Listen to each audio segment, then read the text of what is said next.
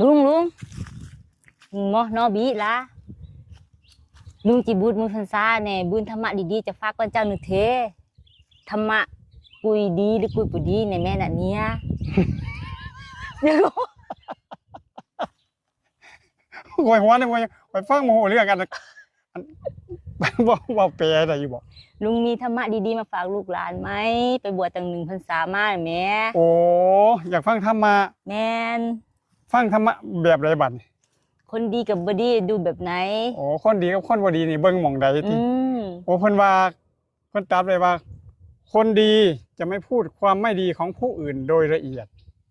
แม้ถูกถามก็จะหลีกเลี้ยวลดหย่อน อืม แต่จะพูดความไม่ดีของตนเองให้ผู้อื่นฟังโดยละเอียด แม้จะไม่ถูกถาม แบบนั้นติ แม่นคือว่าคนดีนี่สิบ่เว้าความบ่ดีของคนอื่นโดยละเอียดแม่นสิถูกถามก็สิหลีกเลี้ยวลดหย่อนก็หาหม่องสิบ่เว้าอะนะ อืม แต่จะพูดความ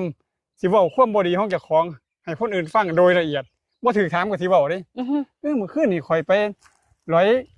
ลักกินข้าวมากสิ นี่ อ๋อ คนดีครบข้อมูลดีเบิ่งหม่องนี้ แม่นยังดอก มันยัง ข่อยสงสัยผัวข่อยอยู่เฮือนแหม